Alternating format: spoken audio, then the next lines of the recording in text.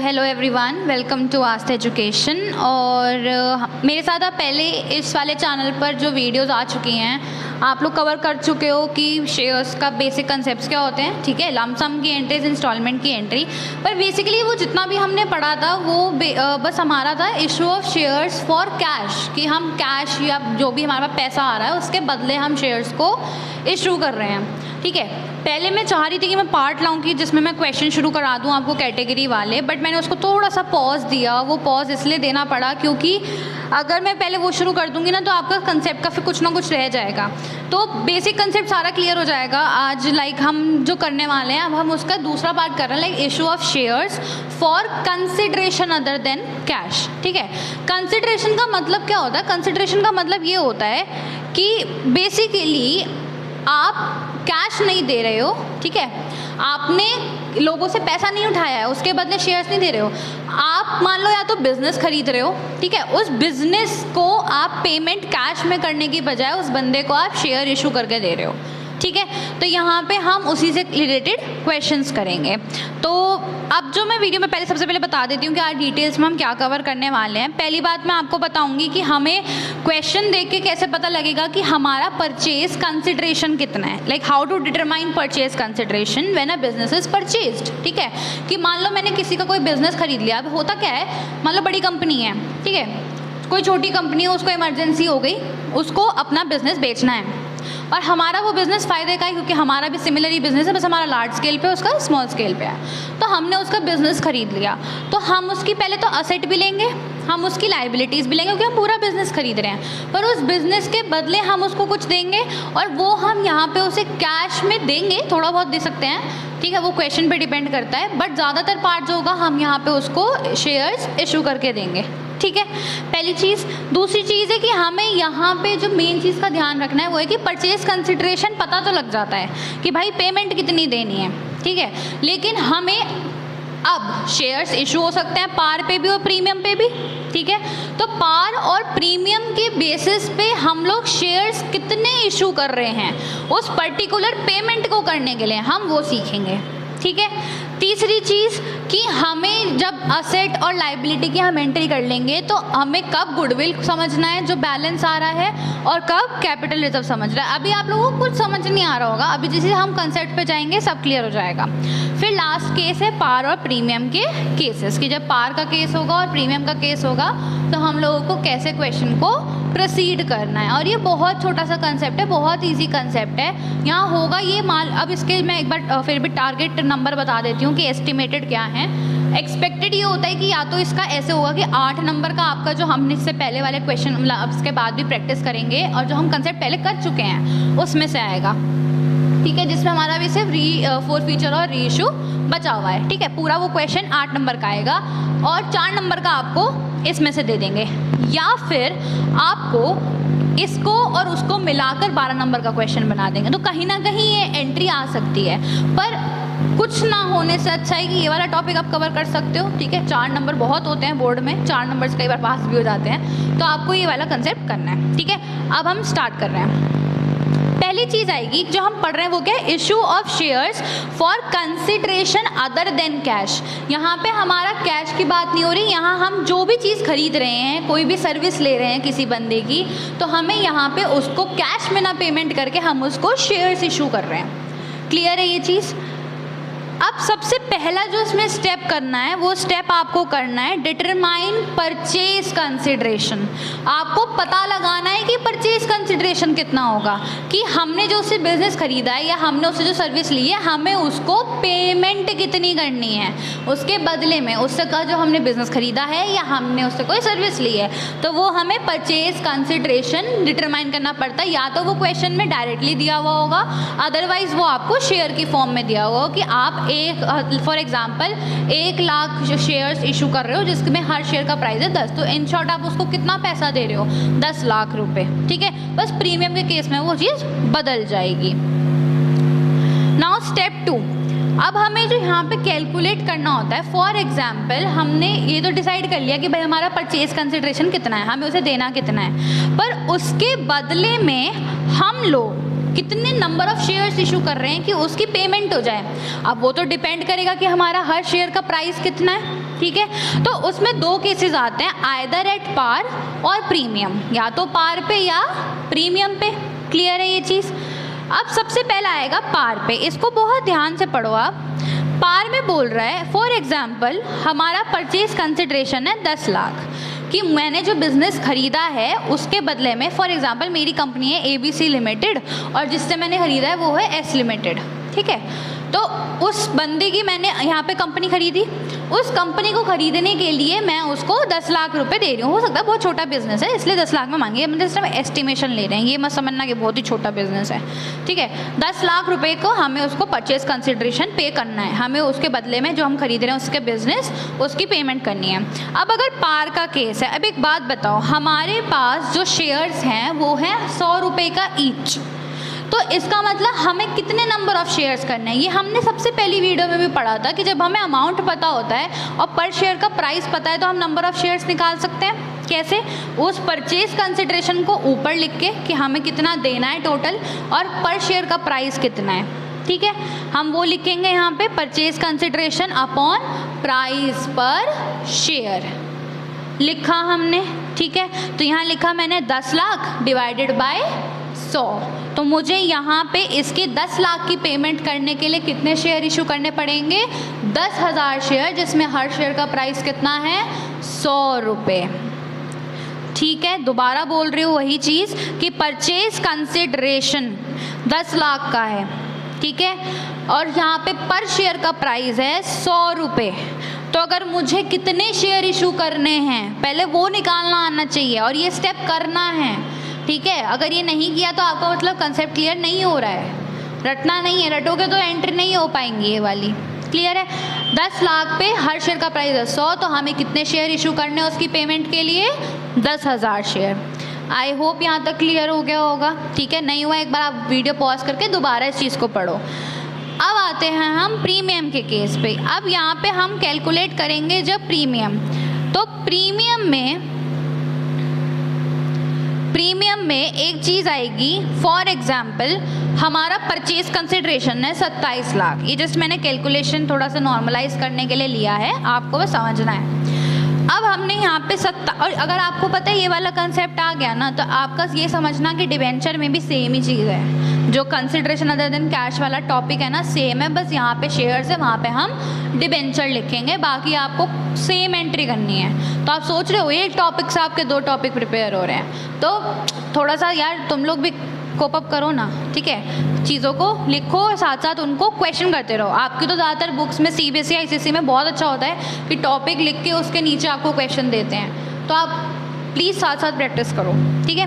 अब प्रीमियम है यहाँ, सॉरी परचेज कंसिडरेशन है 27 लाख रुपए, ठीक है, और यहाँ पे हमें पेमेंट करनी है फिर से वही 100 रुपये का ईच शेयर है, पर उस शेयर पे 20% का प्रीमियम है। तो एक चीज़ ध्यान रखना है कि अगर यहाँ पे प्रीमियम है और डिस्काउंट भी होता है, डिस्काउंट बेसिकली डिबेंचर में होता है, तो यहाँ पे हम हमेशा नीचे 100 नहीं रखेंगे, यहाँ पे वो प्रीमियम या डिस्काउंट लगा के जो अमाउंट होगा पर शेयर का वो लिखेंगे। दोबारा बोल रही हूँ उसी चीज़ को कि यहाँ पे हम प्रॉपरली जो नॉमिनल वैल्यू है वो नहीं लिखेंगे कि जो कंपनी ने डिसाइड करी थी, यहाँ हम फेस वैल्यू लिखेंगे कि प्रीमियम लगा के डिस्काउंट लगा के क्या वैल्यूएशन आ रही है। क्लियर है ये चीज़? ठीक है, ये हमें करना है। अब यहाँ पे क्या था, परचेज कंसिडरेशन है 27 लाख, ठीक है। उस 27 लाख में हमने डिवाइड किससे किया? ओह सॉरी, यहाँ पे मैंने ये 120 गलत लिख दिया है, ये 100 + 20 होगा, वो परसेंट लिखना था, ठीक है। यहाँ पे 20% प्रीमियम मतलब 20% ऑफ टोटल 100 रुपये। अगर 20% ऑफ 100 निकाले तो कितने 20 रुपये आए। उस 20 रुपये को उस 100 में ऐड करना है। प्लीज़ इसको माइंड मत करना, ये 100 + 120 नहीं है, ये 100 + 20 है। वो गलती से लग गया होगा, तो ये 100 प्लस, इसलिए मैंने नीचे 120 लिखा है ऑब्वियसली। तो 100 + 20 कितना हुआ? 120। तो अगर पार का केस होता तो ये 100 से ही हो जाता, क्योंकि पार का मतलब क्या होता है? Same price. लेकिन प्रीमियम है तो आप प्रीमियम लगा के फिर उस परचेज कंसिडरेशन को डिवाइड करोगे, ठीक है। और एक और चीज़, कई बार आपका आंसर शेयर्स का पॉइंट में आ रहा होता है, मे भी आ रहा हो, वैसे आता नहीं है बोर्ड में ऐसा क्वेश्चन जिसमें पॉइंट में आ रहा हो, share number of shares specially point में आ रहा हो। स्टिल अगर आपका दो तीन बार करने के बाद आ भी रहा है और आपको लग रहा है कि हाँ यार मैं सही कर रहा हूँ फिर भी नहीं आ रहा, तो मे बी वो पॉइंट में हो, तो आपको अप्रॉक्सीमेशन से करना है, ठीक है, अप्रॉक्सीमेटली लेके करना है। क्लियर है। ये चीज़ हम जो प्रीमियम वाली कर रहे हैं वो इसलिए कर रहे हैं क्योंकि अभी आपको एंट्रीज में समझ में आएगा कि हमें नंबर ऑफ शेयर्स निकालने की ज़रूरत क्यों पड़ रही है। क्योंकि हमने एक चीज़ पढ़ी थी कि जो प्रीमियम का पैसा होता है वो कहाँ जाता है, कहाँ जाता है, सिक्योरिटीज़ प्रीमियम रिजर्व अकाउंट में। तो उसके लिए हमें नंबर ऑफ शेयर्स तो पता होने चाहिए ना, तभी तो मल्टीप्लाई करके अमाउंट जाएगा। तो इसलिए हमारे पास इम्पॉर्टेंट हो जाता है कि हमें यहाँ पे 22,500 जो शेयर आए हैं वो निकालने बहुत ज़्यादा ज़रूरी हैं। तो मैं एक बार इसको दोबारा से रिवाइज़ करा रही हूँ कि अगर पार का केस होगा तो हमें परचेज कंसिडरेशन जितना अमाउंट की पेमेंट करनी है उसको शेयर के नॉमिनल प्राइस से हम डिवाइड कर देंगे और नंबर ऑफ शेयर्स निकाल लेंगे। परंतु प्रीमियम वाले केस में क्या होगा, प्रीमियम वाले केस में हमें वो प्रीमियम लगाना पड़ेगा और प्रीमियम लगा के जो अमाउंट आएगा उससे डिवाइड करना पड़ेगा। क्लियर है, ठीक है। अभी क्वेश्चन करेंगे तो और ज़्यादा क्लियर होगा। अब आता है जैसे यहाँ पे, अब देखो एंट्री में, ठीक है, अभी जब मैंने आपको पार का केस पढ़ाया, पार में मैंने कितने शेयर निकाले थे, 10,000। अब देखो मुझे यहाँ पे उस बंदे की पेमेंट करनी है, ठीक है। अब मैंने यहाँ पे डैश अकाउंट डाला है क्योंकि वो कुछ भी हो सकता है। जैसे अगर मैंने यहाँ पे एस लिमिटेड लिया था कंपनी का नाम, तो मैं यहाँ के लिखूँगी एस लिमिटेड अकाउंट डेबिट। अब मैं उसे डेबिट तो यहाँ पे इसलिए कर रही हूँ क्योंकि पहले वो मेरा क्रेडिटर बना होगा, जब मैंने उससे बिजनेस खरीदा होगा तो मेरी लायबिलिटी बनी होगी ना उस पर कि मुझे उसे पे करना है, ठीक है। तो पहले वो क्रेडिट हुआ होगा, अब उसकी पेमेंट करने के लिए हम जब कैंसिल करते हैं एंट्री तो डेबिट करेंगे टू इक्विटी शेयर कैपिटल। यहाँ पे क्या हुआ, 10,000 इंटू 100, पूरा 10 लाख का 10 लाख आया नहीं आया, पेमेंट तो पूरी हुई ना। अब यहाँ पे ही प्रीमियम का देखना, प्रीमियम का मेरा कितना पैसा देना था मुझे, 27 लाख रुपए। अभी यहाँ पे मैंने डैश लिख रखा है, फिर से वही चीज़ है कि मुझे जो भी कंपनी होगी जिससे भी खरीद रहे हैं, पर्टिकुलर एक बंदा भी हो सकता है, तो उस बंदे का नाम या जो भी कंपनी हमें क्वेश्चन में दिया हुआ होगा वो लिखना है। और अगर क्वेश्चन में नहीं दिया तो आप क्या लिखोगे, वेंडर अकाउंट। क्लियर है, ये मैं बार बार बोल रही हूँ इस चीज़ को, क्या लिखोगे, वेंडर अकाउंट, ठीक है। वेंडर अकाउंट आपको लिखना है। क्लियर है, अगर है तो आप वही कंपनी का नाम लिखोगे, अगर नहीं है तो वेंडर लिखोगे। कृपया करके वेंडर लिखिए आना, ये नहीं कि हम खाली छोड़िए है, ठीक है। Vendor account debit to equity share capital और to securities premium reserve account. अब यहाँ पे आपको वो चीज़ समझ में आएगी कि हमने नंबर ऑफ शेयर्स क्यों निकाले थे, क्योंकि 22,500 पे 100 रुपये तो आए कैपिटल में और 22,500 पे 20 रुपये कहाँ आए, प्रीमियम में। तो जब आप 22 लाख 50 प्लस 4,50,000 को प्लस करोगे तो आपका कितना बनेगा, 27 लाख। वो 27 लाख जो आया है वो दो पार्ट में आया है, एक तो कैपिटल का पार्ट है और एक प्रीमियम का पार्ट है, ठीक है। अगर ये पार का केस होता तो सारा किस में चला जाता है, इक्विटी शेयर कैपिटल अकाउंट में, और शेयर्स होते 27,000 इंटू 100, तो पूरा 27 लाख बैठ जाता, ठीक है। तो समझ में आ गया होगा आई गेस कि यहाँ पे हमने शेयर्स क्यों कैलकुलेट किए थे, ठीक है। अब ज़रा हम आते हैं कि यहाँ पे एंट्री कैसे होती है और क्वेश्चन कैसे आएगा, ठीक है। एंट्री कैसे होगी अभी मैं पहले बताऊंगी कि एंट्रीज को हम प्रोसीड कैसे करना है। हमें ये एंट्री, ये तो बेसिकली आपको याद हो जाती है क्योंकि हर क्वेश्चन में आपको सेम ही पैटर्न मिलेगा इस टाइप के क्वेश्चन में, ठीक है। जहाँ बिजनेस परचेज हो रहा होगा वहाँ एंट्री आपकी ऐसे ही होगी। सबसे पहला जो स्टेप करना है, अगर आपको क्वेश्चन में बोले कि हमने किसी कंपनी का हमने किसी का बिजनेस परचेज किया है, ठीक है, तो सबसे पहले एंट्री होगी आपके पास, आपको सारी उस कंपनी की, जिस कंपनी को हम खरीद रहे हैं। पहली बात तो हमेशा अपने पॉइंट ऑफ व्यू से सोचना है, ठीक है। हम फर्म हैं, ठीक है। हमने किसी बिजनेस को खरीदा तो उसकी हमारे पास क्या क्या आएंगी, असेट और लायबिलिटीज़। ऑब्वियसली उसकी बैलेंस शीट का सारा पार्ट अब हमारा होगा, ठीक है। तो जितनी भी उसकी असेट होंगी, जितनी भी उसकी लायबिलिटीज़ होंगी, आप पहले उसको लिखोगे। अब सबसे पहला जो एग्जाम्पल है वो आप देखो यहाँ पे, अगर आपको सीधा क्वेश्चन में बोल रखा है कि सन्ड्री असेट्स टोटल इतनी थी, लाइबिलिटीज़ टोटल इतनी थी, तो आप वहाँ पे तो अलग अलग कर नहीं सकते, तो आप सीधा एंट्री क्या करोगे, सन्ड्री एसेट्स अकाउंट डेबिट और टू सन्ड्री लाइबिलिटीज़। जितनी भी एसेट होती हैं वो हमारी डेबिट होती हैं और जितनी भी लाइबिलिटीज़ होती हैं वो हमारी क्रेडिट होती हैं। तो अगर वो अलग अलग ना दे के हमें एक साथ दे रखा है तो हम उसके आगे क्या लगा देते हैं, सन्ड्री।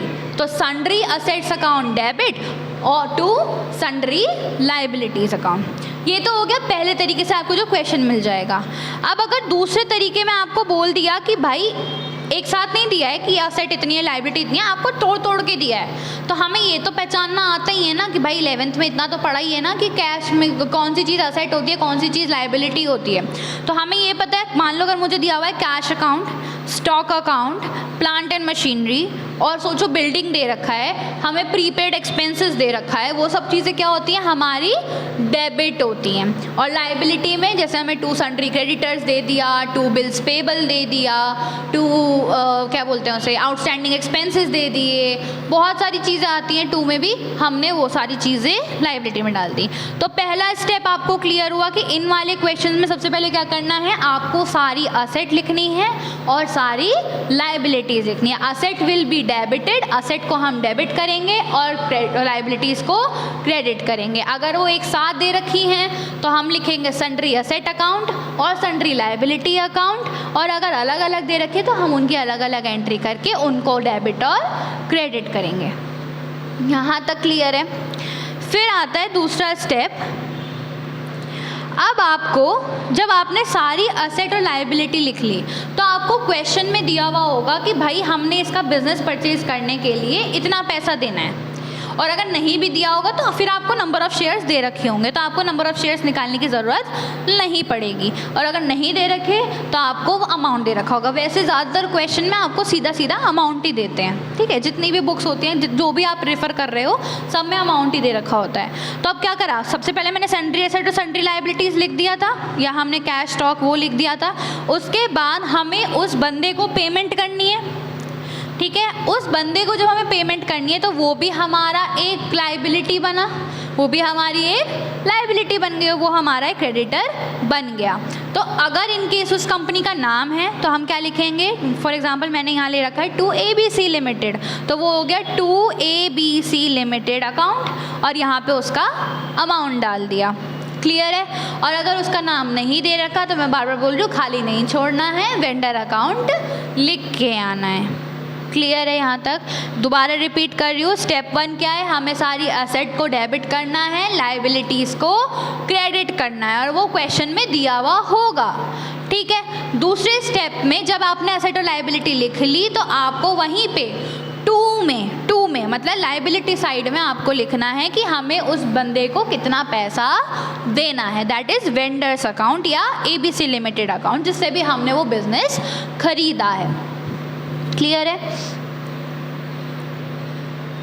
फिर आएगा, अब समझना, ये मैंने मतलब उसका ही एब्रीवेशन दिखाया है कि लाइक कैश स्टॉक प्लांट है तो आप उसमें भी कैसे, अगर अलग अलग भी दे रखा है तो आप ऐसे लिख सकते हैं, ठीक है। इसमें भी हमने वही किया है, पहले सारी एसेट डेबिट करी है, फिर क्रेडिट करी है, और फिर हमने वेंडर का उसको लाइबिलिटी साइड पे लिख दिया है। जब आपने ये चीज़ कर ली तो क्या होगा कि जितनी भी आपकी असेट वाली साइड है, like cash stock plant building जो भी होगा, आप उसको पहले अलग से प्लस कर लेंगे, ठीक है, मतलब सारी असेट को आप प्लस कर लेंगे, और फिर आप ये सारी लाइबिलिटी में ये जो आपने ABC वेंडर लिखा है ये भी इंक्लूड करके इसको भी प्लस करना है, ठीक है। तो पहले सारी असेट और फिर सारी लाइबिलिटी को अलग अलग प्लस करना है, मतलब जितनी भी चीज़ें डेबिट में हैं उनको एक साथ प्लस करना है, और जितनी भी टू साइड पे हैं, क्रेडिट साइड पे हैं, उनको एक साथ प्लस कर लेना है। ये कर लिया आपने। ये करने के बाद अब हमारा आखिरी स्टेप आता है कि ये कभी भी हमारा मैच नहीं होगा। मे भी हो जाए क्वेश्चन अगर सिंपल दे रहे होंगे, पर 4 नंबर के क्वेश्चन में ऐसा तो नहीं है कि वो थोड़ा सा भी ट्विस्ट ना करें बोर्ड वाले, तो क्या होगा, आपको ये मैच नहीं होगा। अब आप सोचोगे कि मैच क्यों नहीं हो रहा, तो मैच वो इसलिए नहीं हो रहा क्योंकि वहाँ पे एक एंट्री फिर मिसिंग होगी, ठीक है। अब एक चीज़ का ध्यान रखना है ये जो मैंने लिखा था ना कि हम डिटरमाइन करेंगे कि गुडविल और कैपिटल रिजर्व कब आएगा, तो पहला केस है जब हमारी असेट लाइबिलिटी से ज़्यादा होगी। समझ रहे हो? अगर मेरी असेट का सम, सारी असेट्स को जब मैं टोटल कर रही हूँ और लाइबिलिटीज़ को टोटल कर रही हूँ, तो मेरी असेट का अमाउंट ज़्यादा आ रहा है। तो जब मेरी असेट का अमाउंट ज़्यादा आ रहा है तो मेरा बैलेंस किधर बचेगा? लाइबिलिटी साइड पे बचेगा, नहीं बचेगा? ठीक है, तो जब वो लाइबिलिटी साइड पे बचता है तो हम उसे क्या बोलते हैं? Capital reserve account. और कैपिटल इसलिए लगाया हमने क्योंकि ये हमें फ्रीक्वेंटली नहीं हो रहा है, ये हमें डेली बिजनेस से नहीं हो रहा है। हम रोज़ थोड़ी किसी का बिजनेस खरीद रहे हैं, हम कभी कभी खरीद रहे हैं। तो जिस वर्ड के आगे कैपिटल लग जाए वो एबनॉर्मल है, दैट इज़ वो हमारे बिजनेस के डेली रूटीन से रिलेटेड नहीं है। ये चीज़ हमें कभी कभी फ़ायदा हो रहा है। ठीक है, तो यहाँ पे हमें कुछ ना कुछ प्रॉफिट हो रहा है, नहीं हो रहा है? बिल्कुल हो रहा है। और यहाँ पे सन्ड्री लाइबिलिटीज़ का मतलब है उसमें वो वेंडर भी इंक्लूडेड है। ठीक है, वो वेंडर भी आएगा, उस वेंडर को भी लाइबिलिटी में ही प्लस करना है। वो मैंने यहाँ लिखा नहीं है बट वो लाइबिलिटी में प्लस होगा। ठीक है, सेंस है वो चीज़ का। तो यहाँ क्या हो गया? Sundry asset account debit to sundry liabilities account, और जो बैलेंस बचा वो किस में आया? Capital reserve. अब ज़रा क्वेश्चन देख लेते हैं। हमने जब सन्ड्री एसेट का टोटल किया तो हमारा बैठा 10 लाख, लेकिन जब हमने सन्ड्री लाइबिलिटीज़ का किया तो हमारा बैठा 8 लाख। तो हमारा किस साइड पे कम आ रहा है? लाइबिलिटी साइड पे। तो जब भी लाइबिलिटी साइड पे कम आएगा उसे हम क्या बोलेंगे? Capital reserve account. तो आप बैलेंस करके जितना भी डिफरेंस आ रहा है उसको किस में डाल देंगे? Capital reserve account. This is the first entry जो आपको हर क्वेश्चन में करनी है। ठीक है, फर्स्ट एंट्री के 3 पार्ट पढ़े हमने। पहला क्या है? असेट और लाइबिलिटी लिखना है। उसके बाद उस बंदे को जो पेमेंट करनी है उसे लाइबिलिटी साइड पे लिखना है, या तो उसके नाम से, और अगर नाम नहीं है तो वेंडर अकाउंट से। ठीक है, उसके बाद हमें क्या करना है? चेक करना है कि हमारी असेट और लाइबिलिटी का टोटल मैच हो रहा है या नहीं हो रहा है। अगर हमारा असेट ज़्यादा है, लाइबिलिटी कम है, तो जो बैलेंस बचेगा वो लाइबिलिटी साइड बचेगा, और उसमें उसको हम कहाँ डालेंगे? कैपिटल रिजर्व अकाउंट में। क्लियर है यहाँ तक? आई होप यहाँ तक क्लियर होगा। इसमें इतना कुछ हार्ड नहीं है, आपको सब चीज़ें, और आप स्क्रीनशॉट लिख सकते हैं, सेव कर सकते हैं। ठीक है, बट आप उसको पढ़िए। और अगर आपको मेरा पढ़ाने के तरीके में कोई चेंज चाहिए आप वो भी बोल सकते हो बहुत आराम से। स्टिल मैं बहुत प्रिसाइजली लिख रही हूँ हर चीज़ के नोट्स कि आप लोगों को बहुत इजी रहे। ठीक है, और कोई डाउट आता है आप कमेंट सेक्शन में भी डाल देना। मैं बार बार ये बोलती हूँ कमेंट सेक्शन में डाल देना या मेल कर लेना, आपको जैसे भी प्रेफरेबल लगे। और तीसरी चीज़ ये भी बोलूँगी कि आप क्वेश्चन को जैसे जैसे पैटर्न चल रहा है आप साथ साथ रिवाइज़ करते रहो तो बहुत अच्छा रहेगा, और आप जुड़े रहो। और अगर आपको ये मेरा पढ़ाने का तरीका अच्छा लगे, आपको क्लियर हो रहा है कंसेप्ट, तो प्लीज़ शेयर भी ज़रूर करना और सब्सक्राइब भी करना। ठीक है, subscribe is like our fees from you guys. ठीक है, तो प्लीज़ सपोर्ट करना। और कहीं पे भी अगर आपको लग रहा है कि हाँ ये पैटर्न चेंज करना, ये तरीका चल रहा है, तो that is most welcome from my side. फिर आता है टॉपिक पे चलते हैं, लाइक केस 2 इसी में, कि अगर मेरे पास लाइबिलिटीज़ हैं, मेरे पास असेट्स हैं, और यहाँ पे लाइबिलिटी का सम ज़्यादा आ रहा है, यहाँ पे लाइबिलिटी का सम ज़्यादा आ रहा है, तो लाइबिलिटी अगर ज़्यादा है तो मेरा बैलेंस किधर बचेगा? असेट में। बिल्कुल असेट में बचेगा। और जब भी असेट में कुछ बचता है तो हम उसको क्या लिखते हैं? गुडविल। गुडविल क्यों बची?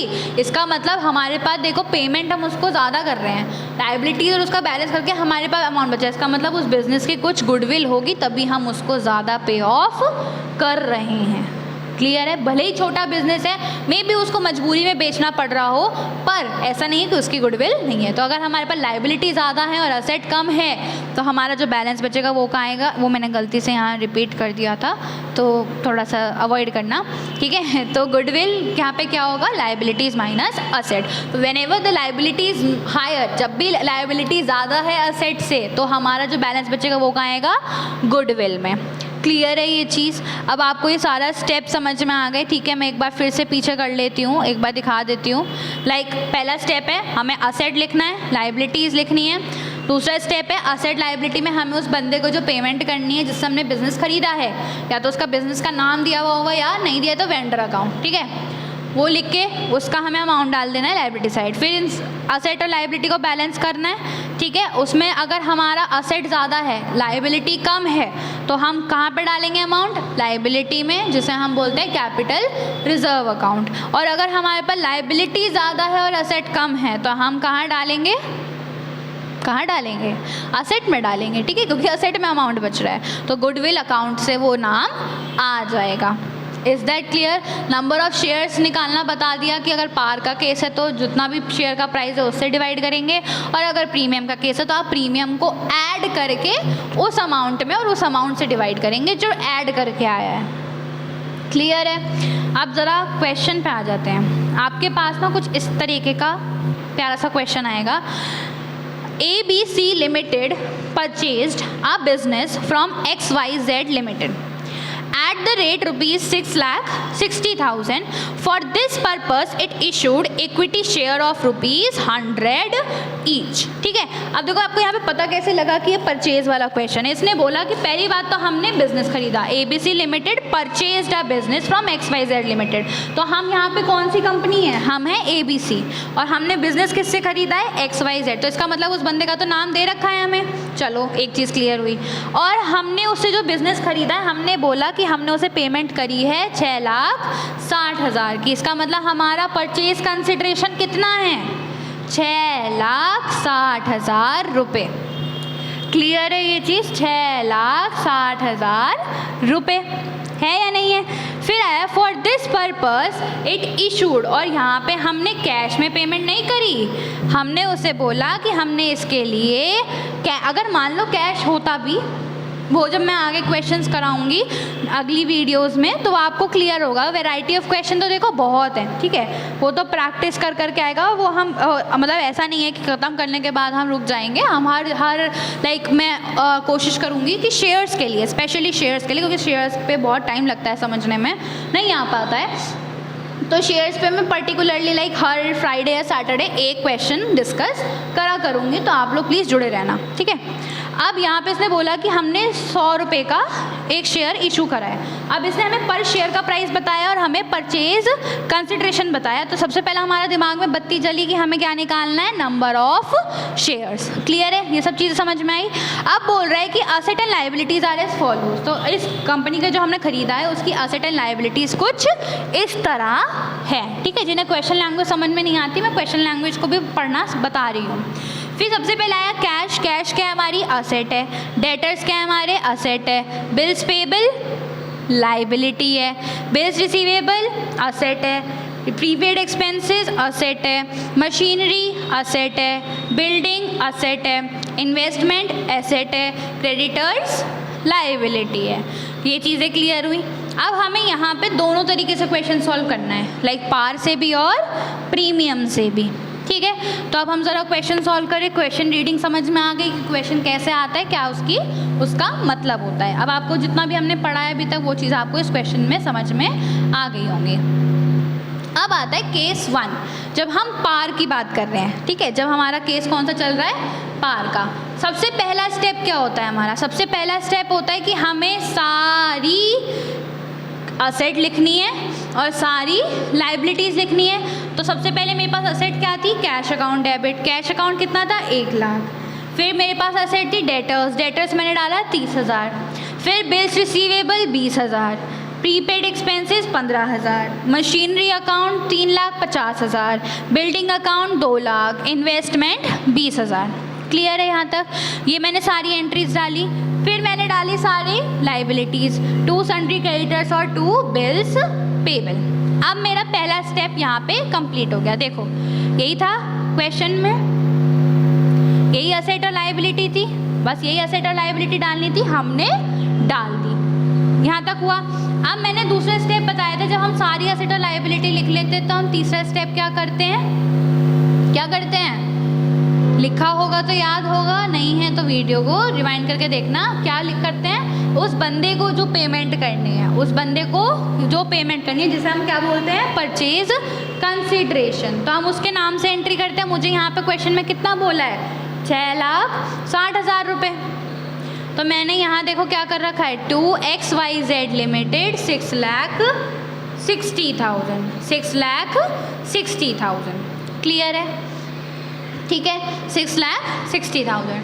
अब जब मैंने ये चीज़ कर ली तो तीसरा स्टेप आता है कि अब मुझे सारी असेट और लाइबिलिटीज़ को प्लस करना है और चेक करना है कि क्या बैलेंस कहीं पे बच रहा है या दोनों बराबर आ रहे हैं। अब मैंने जब सारी असेट को प्लस किया, 1,30,000 प्लस 20,000 1.5 लाख हो गया, 1.5 लाख प्लस 15 एक 65 हो गया, फिर एक 65 और 2 में मैंने करा तो 365 प्लस ये हो गया हमारे पास 370 ये 5 हो गया प्लस हमारे पास 350 हो गया 735। ठीक है, तो ये हमारे पास आ गया 7,35,000। क्लियर है? हमारे पास जो असेट का टोटल आया वो आया 7,35,000। फिर हम आए लाइबिलिटी साइड पे। जब लाइबिलिटी साइड मैंने प्लस करी तो देखा 6,60,000 प्लस 60 तो कितना बैठा, 6,60,000 भी ऐड करेंगे। ठीक है, तो 6,60,000 प्लस 50,000 प्लस 10,000 कितना हुआ, 7,20,000। तो यहाँ पे मुझे नोटिस हुआ कि असेट ज़्यादा है और लाइबिलिटी कम है। तो जब असेट ज़्यादा होती है और लाइबिलिटी कम होती है तो किस साइड पे अमाउंट आता है, लाइबिलिटी साइड पे, और हम उसको क्या लिखते हैं, कैपिटल रिजर्व अकाउंट। क्लियर है?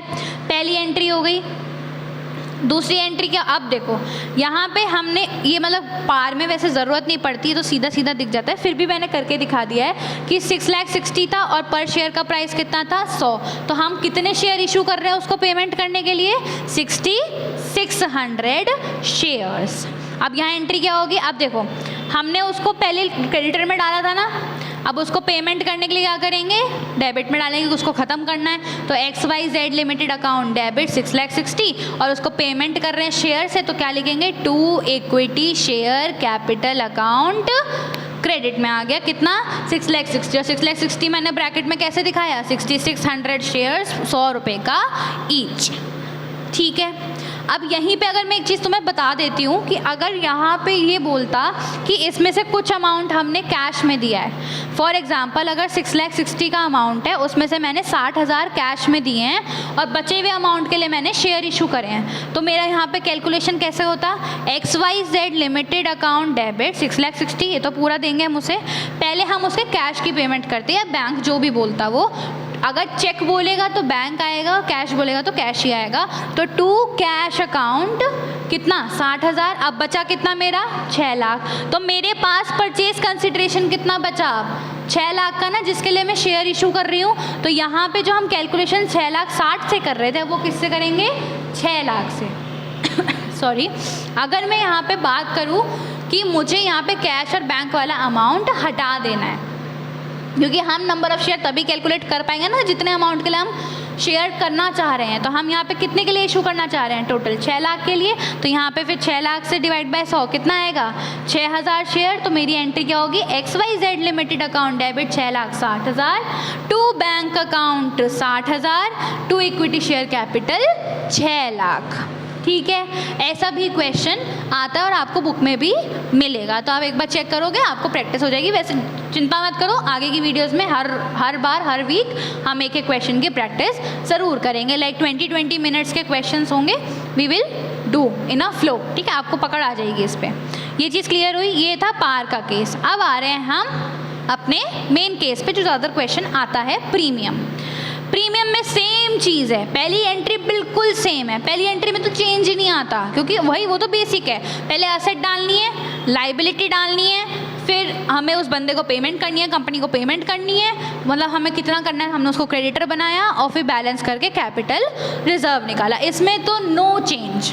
अब चेंज कहाँ आएगा, सिर्फ दूसरी एंट्री में। अगर मैं यहाँ पे देखूँ मुझे अमाउंट की पेमेंट कितनी करनी है, 6,60,000, और यहाँ उसने बोला कि मेरा 100 रुपये का एक शेयर था पर उस पर 20 रुपये प्रीमियम लग रहा है, 20% बोला था तो 20 रुपये प्रीमियम हो गया। तो 100 का 20% 20, तो कितने हो गए, 120। तो जब मैं 6,60,000 को 120 से डिवाइड करूँगी तो मेरे पास नंबर ऑफ़ शेयर्स कितने आएंगे, 5500। जबकि आप पहले केस में देखो कितने शेयर्स आ रहे थे, 6,600। ऐसा क्यों, क्योंकि यहाँ पे हमने प्रीमियम का प्राइस इंक्लूड कर दिया। ठीक है, तो ये अब ये डिफरेंस समझ में आया ना, बस इस एंट्री में चेंज आएगा। तो ये क्या होगा, XYZ limited account debit to equity share capital to securities premium reserve account. XYZ limited account 6,60,000, equity share में अब मैंने नंबर ऑफ शेयर्स निकाले हैं तो उसके हिसाब से कैलकुलेशन करेंगे। 5500 इंटू 100, 5500 इंटू 100 कितना हुआ, 5,50,000, और टू सिक्योरिटीज प्रीमियम 5500 इंटू 20 कितना हुआ, 1,10,000। जब आप इसका सम अप करोगे तो आपका 6,60,000 ही बैठेगा। क्लियर है? एक बार दोबारा बोल रही हूँ कि जब प्रीमियम का केस होगा तो सब चीज़ें सेम है, बस नंबर ऑफ शेयर्स में बदलाव आएगा तो उसकी वजह से लास्ट एंट्री में, मतलब दूसरी एंट्री में चेंज आएगा। पहली एंट्री थी ड्यू की, दूसरी एंट्री है पेमेंट की। तो पेमेंट वाली एंट्री में सिर्फ चेंज आएगा, उसमें हम क्या करेंगे कि जो टोटल अमाउंट है उसमें डिवाइड करेंगे शेयर के प्राइस से, लेकिन उस शेयर के प्राइस में प्रीमियम ऐड होगा। ठीक है, फिर हमारे नंबर ऑफ शेयर्स 5500 आए और उसके हिसाब से हमने शेयर कैपिटल और प्रीमियम रिजर्व में डाल दिया। ये तो बहुत ईजी सा लगा होगा कंसेप्ट, है ना? तो ये बहुत अच्छा कंसेप्ट है, ठीक है। 4 नंबर का लाइक आप एक्सपेक्ट कर सकते हो, ठीक है। थोड़ा सा क्वेश्चन पैटर्न भी पता लग जाएगा, लाइक वो जो हम एग्जाम के आसपास चेक करेंगे कि भाई ये आ रहा है नहीं आ रहा है, या कैसे पिछले सालों में आया है नहीं आया है, बट आ जाता है, ठीक है। ऑप्शन आता है, देखो मतलब लाइक शेयर्स का ही शेयर्स में ऑप्शन आता है क्वेश्चन में, क्वेश्चन पेपर में, ठीक है, कि 2 शेयर्स के क्वेश्चन दिए हुए होते हैं, एक होता है 8 और 4 नंबर का, एक होता है पूरे 12 नंबर का। तो मे बी 4 नंबर वाले में ये हो, तो अगर आपको मान लो बड़ा वाला क्वेश्चन इन केस नहीं भी हो रहा तो आप थोड़ा सा ये तो करके आ ही जाओगे, ठीक है। इसका आपको 3-4 क्वेश्चन बुक में भी मिलेंगे, और शायद ही लाइक अब ये वाला टॉपिक कंप्लीट हो गया है तो नेक्स्ट वाले वीडियो में मैं कवर करूँगी एक पूरा प्रो राटा प्लस 4 फीचर का क्वेश्चन, ठीक है। प्रो राटा प्लस 4 फीचर का मैं आपको क्वेश्चन कराऊंगी। पहले 4 फीचर की थोड़ी सी एंट्री के लिए मैं लाइक छोटी पहले नेक्स्ट वीडियो में मैं कवर कर लूँगी, मैं पहले बता रही हूँ कि 4 फीचर, और वो बहुत जल्दी आने वाली है, ठीक है, बहुत जल्दी। तो 4 feature plus call in arrear, call in advance के पैटर्न बताऊंगी कि हमें उसको कैसे पहचानना होता है, ठीक है। कॉल इन अरियर आएगा तभी 4 फीचर होगा, तो वो सब चीज़ें कवर करके उसके बाद मैं आपका सीधा आऊँगी क्वेश्चंस पे, ठीक है। फिर हम कम से कम 2-3 क्वेश्चंस करेंगे हर लाइक फ्राइडे सैटरडे, आपको वो वीडियो मिल जाएगी। तो आप एक बार देखते रहिएगा, अगर आपने 1-2 बार वो क्वेश्चन भी प्रैक्टिस कर लिया ना तो आपका शेयर्स कहीं नहीं गया, ठीक है। तो स्टे ट्यून, और अगर आपको ये कंसेप्ट बहुत अच्छा लगा हो तो please do like share and subscribe, ठीक है। और शेयर भी करना जिनका इस साल 12th है और जो आगे भी 12th देंगे, जिन्होंने कॉमर्स लिए उनके लिए भी ये फ़ायदेमंद तो रहेगी। तो okay, bye bye, so take care everyone, and thanks for watching.